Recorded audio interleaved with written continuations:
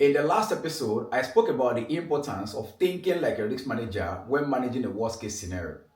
And I made it very clear that the very first step in staying ahead of the curve is simple.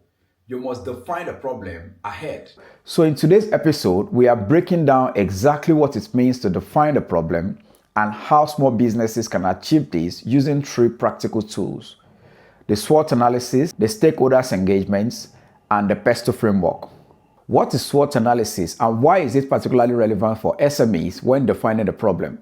SWOT actually stands for strengths, weaknesses, opportunities, and threats. I personally love the SWOT analysis because it is consistent with modern risk management framework of not just focusing only on the downside risks, but also considering the potential opportunities that organizations can actually benefit from risk management. The SWOT analysis is particularly relevant at this stage because it helps the organization to understand where their internal strengths and weaknesses lies, and also to give an indication of the level of exposure they might actually have. Here are a list of examples that SMEs can actually relate to based on their size and their level of exposure, and a copy of this can also be downloaded below for your own personal assessment.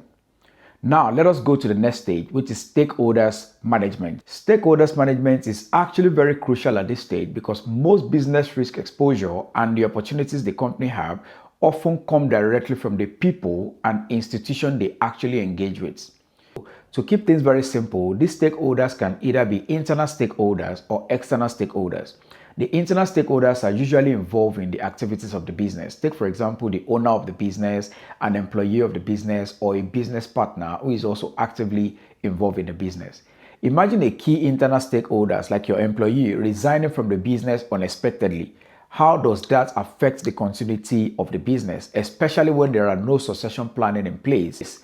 Those are the kind of mindset shifts that smaller organizations and SMEs need to start thinking about in order to prepare for a worst-case scenario. And this is one of the reasons why stakeholders engagement is a critical factor when defining the problem for an organization. Now, let us shift to the external stakeholders. The external stakeholders are the individuals and institutions outside of your business that you rely on in order to make effective decisions for the business. Examples of these external stakeholders include your customers, your suppliers, your technology providers, your regulators, and many others.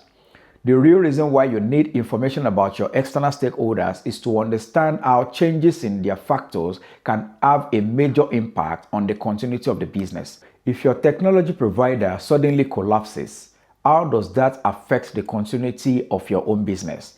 If one of your major customers actually moves unexpectedly to your competitor, how does that affect the cash flow of the organization? This is exactly why stakeholders engagement is a critical factor in defining the problem ahead so as to understand how to prepare for the situation.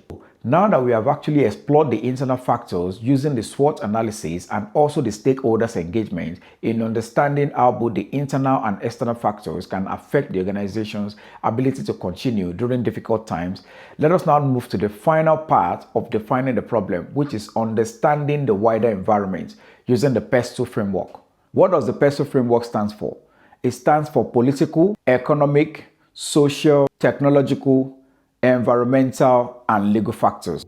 In the next episode, we are moving into the evaluation stage where we introduce concepts such as the what-if analysis, scenario testing in order to understand how businesses can actually respond under pressure in analyzing their scenarios.